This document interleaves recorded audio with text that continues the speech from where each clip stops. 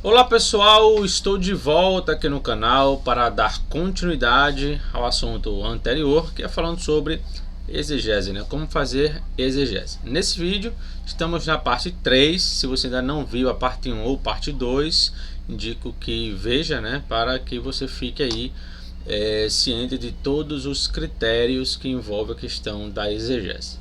Bom, antes que eu comece a falar sobre este assunto, se inscreva no canal se você não é inscrito, deixe o seu like, compartilhe aí se você puder e quiser.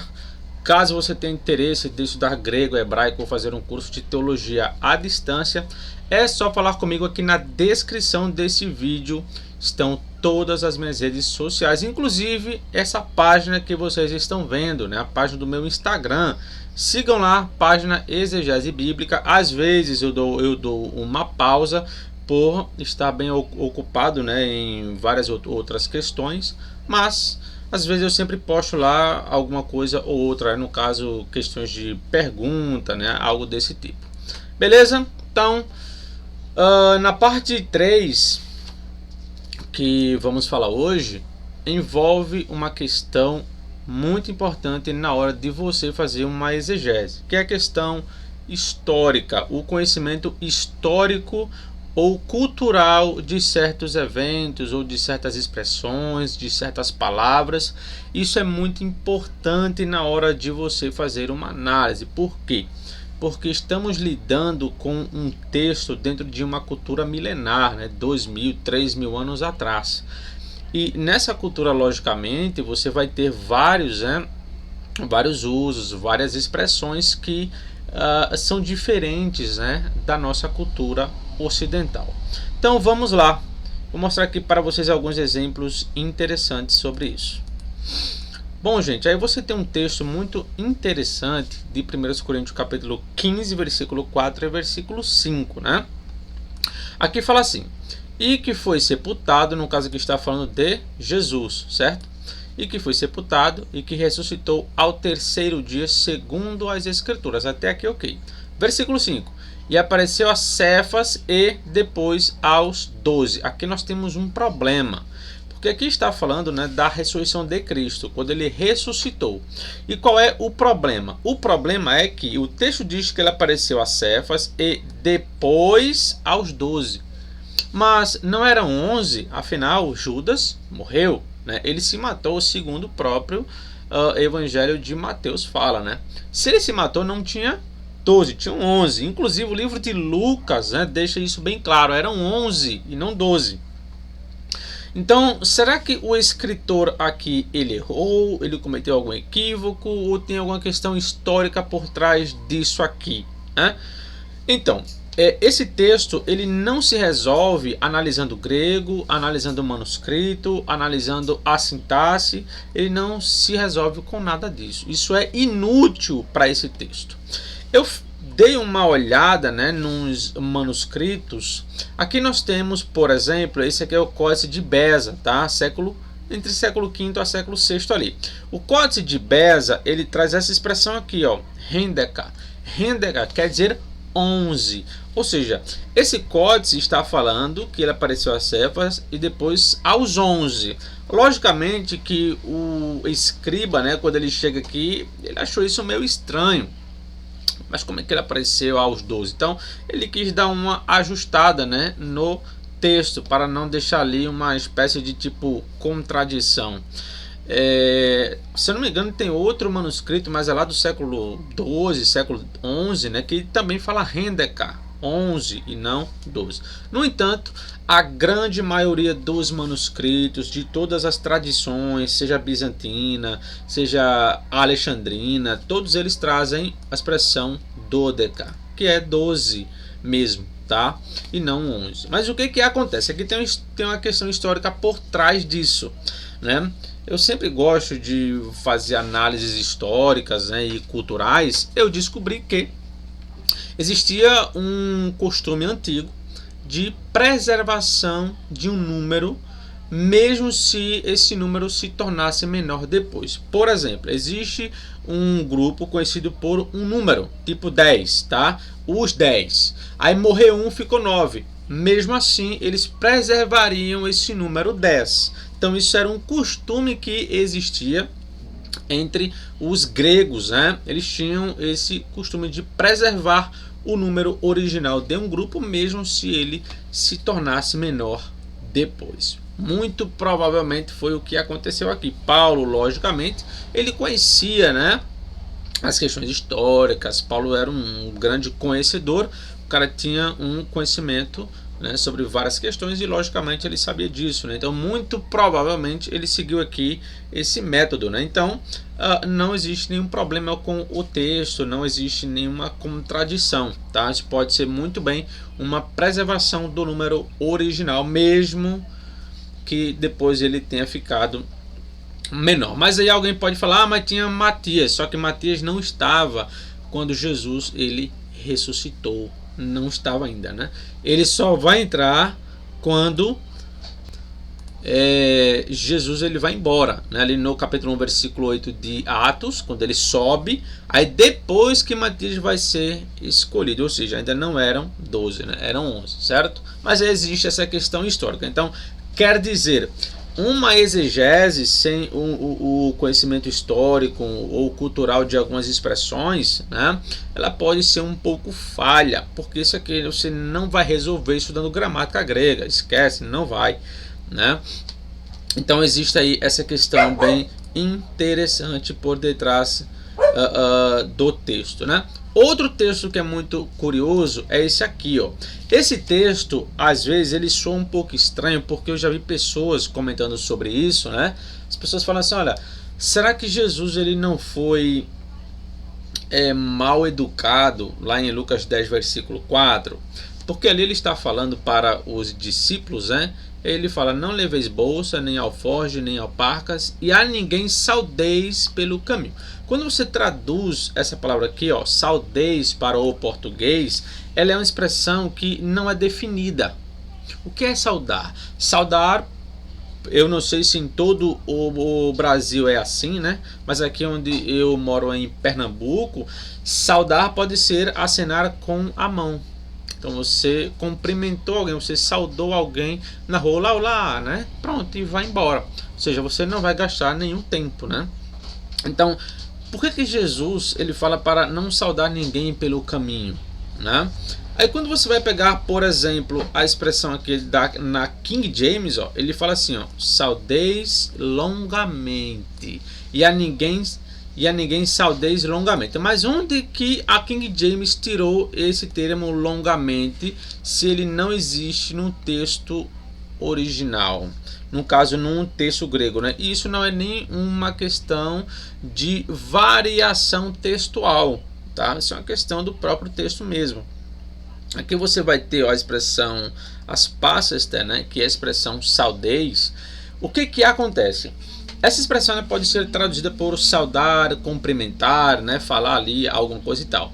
Só que essa expressão dentro da cultura judaica, que foi exatamente onde Jesus estava, nesse contexto, saudar alguém levava bastante tempo, não era uma saudação igual a nós fazemos aqui em nossa cultura, tipo lá, oi, né? Não, era algo que você parava, conversava, falava, perguntava se a pessoa já tinha filhos, como estava, trabalho, etc, etc, etc.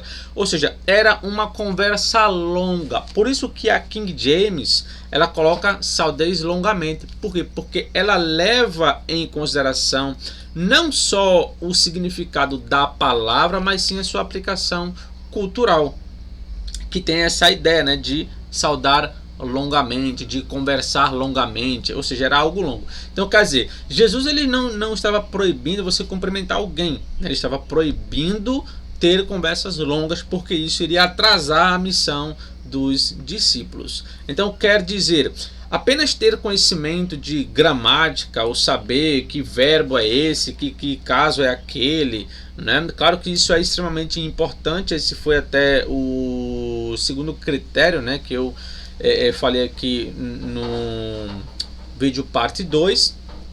Sempre falo, gente, é importantíssimo estudar grego, estudar hebraico, é muito importante, porque isso mexe com a tradução. E a tradução, logicamente, ela mexe com a interpretação, e a interpretação mexe com a sua conclusão de um texto. Então é importantíssimo. Só que só focar nisso, só ficar nisso preso, só ficar dentro disso aí preso naquela caixinha, às vezes pode prejudicar você, tá? Na sua análise. Então é importante a gente ter conhecimento sobre isso aqui. Então assim, para uma pessoa que é leiga, né, que não tem conhecimento sobre esse assunto, ela pode achar isso aqui estranho.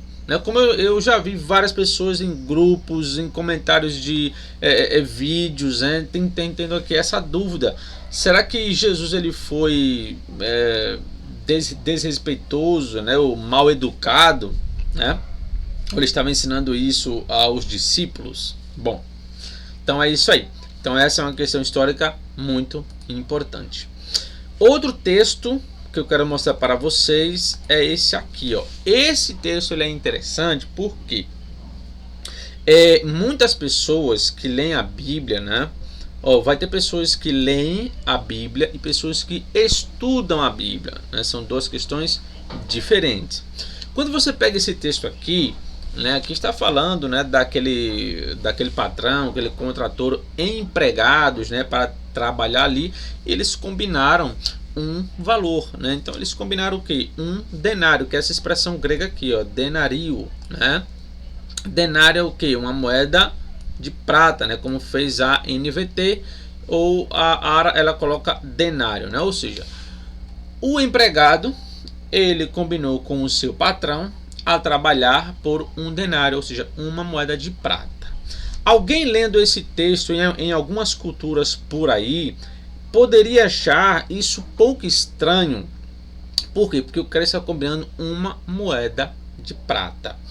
Imagina ali no final do século XX, né? Final do século XX, na Inglaterra, onde o salário por dia, né, o pagamento diário, ele variava entre 30 libras, né, ali.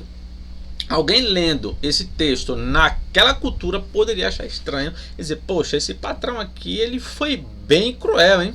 Ele se aproveitou porque o cara não estava fazendo nada e, né? Eu acho que ele foi bem, assim, pilantra, né? Dizendo numa linguagem popular, né? Então ele se aproveitou daquele cara lá e você vai trabalhar comigo por uma moeda de prata, né? Mas o que acontece, né? Quando você pega essa expressão denario, né? A CNBB ela fez uma tradução excepcional, porque uma moeda de prata para quem está em outra cultura pode soar estranho, mas para eles não, era um salário de um dia. Então a melhor tradução aqui não seria denário, dinheiro ou moeda de prata, embora essas traduções estejam corretas, tá? Elas não estão erradas, elas estão corretas. Só que ela não passa, sabe, o real sentido para algumas pessoas, porque esse é o problema. Quando você traduz uma Bíblia, você tem que ter em mente o quê? Que várias pessoas vão pegar aqui essa Bíblia, essa tradução, e vai ler e vai fazer interpretação. Então vai ter pessoa leiga, vai ter pessoa que estuda, vai ter teólogo, né? Vai ter vários tipos de pessoa. Para nós que estudamos, que pesquisamos, isso aqui não vai fazer efeito, né? Porque nós sabemos, nós temos conhecimento disso. Só que vai ter pessoas que não. Elas não têm conhecimento disso e elas podem achar isso aqui estranho. Então, como a moeda de prata ela equivalia a uma diária naquela época, então é melhor traduzir como: não combinamos a diária ou o salário de um dia. Porque quando você coloca diária, né, a pessoa que está lendo aquilo em qualquer cultura do mundo, ela não vai achar estranho, entende? Porque ela não vai saber como é essa diária, certo? Então, para passar, né, ou tirar ali alguma preocupação de que alguém esteja ali lendo e possa compreender o texto de uma forma equivocada, seria melhor traduzir salário de um dia ou diária mesmo, tá?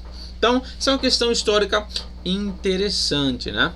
Outro texto que é muito importante também é esse aqui, ó. Eu já falei sobre esse texto, né?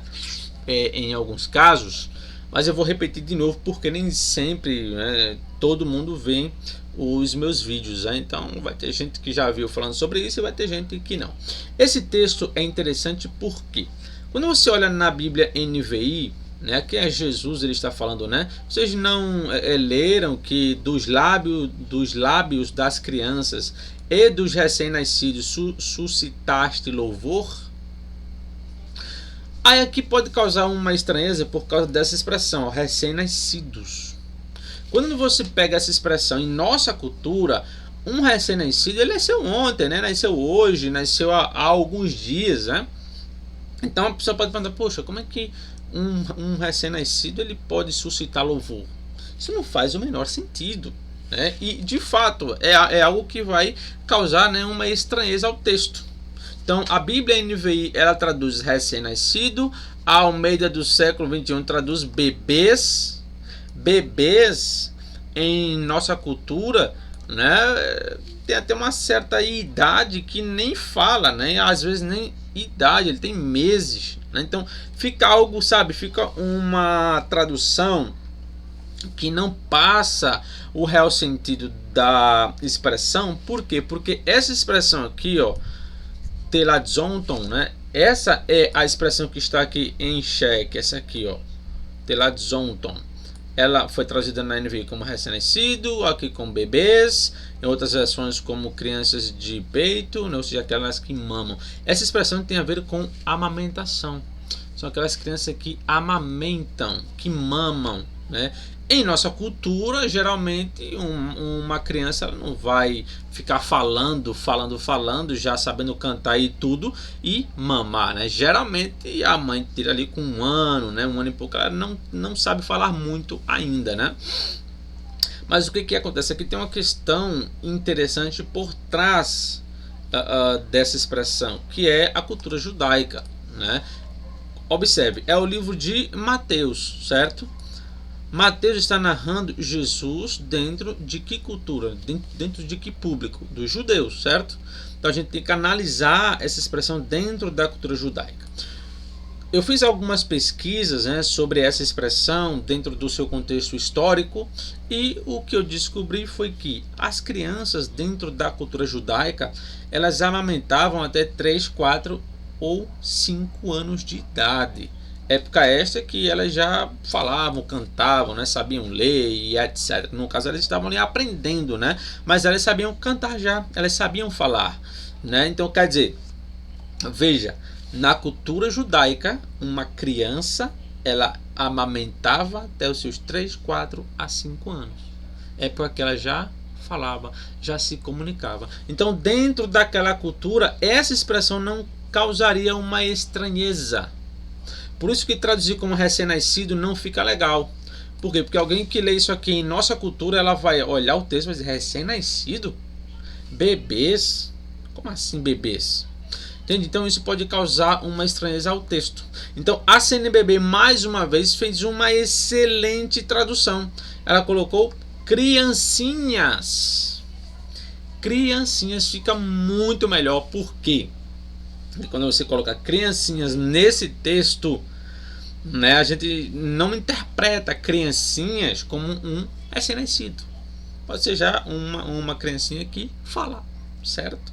Então ela já causa uma melhor impressão na tradução do texto, certo? Então veja, a tradução recém-nascido, bebês, não é que estão erradas, é que o sentido da expressão em si, dentro do seu aspecto cultural, ela não foi tão bem traduzida, ela não foi tão bem levada em consideração, certo? Agora, a CNBB não, ela fez uma tradução excepcional aqui.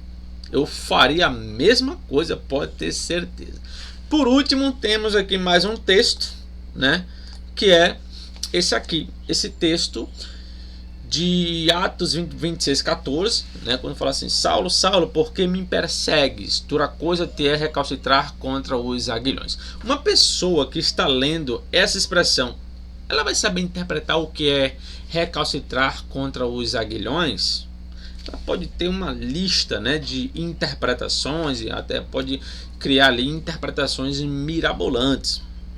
Agora vejam só como a NVT e a NVI traduziram. Saulo, Saulo, por que você me persegue? Não adianta lutar contra a minha vontade. Olha que coisa interessante. Não adianta lutar contra a minha vontade. Aí a NTLH fala: Saulo, Saulo, por que você me persegue? Não adianta você se revoltar contra mim. Aí entra a questão, essas duas traduções, elas estão corretas? Estão. Por quê? Porque quando você olha, né, de novo, o aspecto cultural ele é importante até mesmo para você traduzir. Essa expressão, né, que vocês estão vendo aqui, ó, o escleron soi pros kentra lactidem, essa expressão aqui, ó, ela era um provérbio grego. Os gregos eles usavam essa expressão quando ela era usada num contexto religioso. Alguém queria dizer o seguinte: você está indo contra uma divindade, você está indo contra uma vontade, né, de algum deus ou algo desse tipo. Então a NVT ela traduz o sentido dessa expressão, já que ela era um provérbio grego que eles usavam. E o sentido não é a tradução de palavra por palavra, é o sentido desse provérbio, era exatamente esse. Não adianta você se revoltar contra mim, não adianta lutar contra a minha vontade. Ou seja, a NVT e a NTLH elas foram traduções aqui excepcionais. Por quê? Porque elas levaram em consideração o aspecto cultural daquela expressão. O Novo Testamento, gente, ele está lotado disso.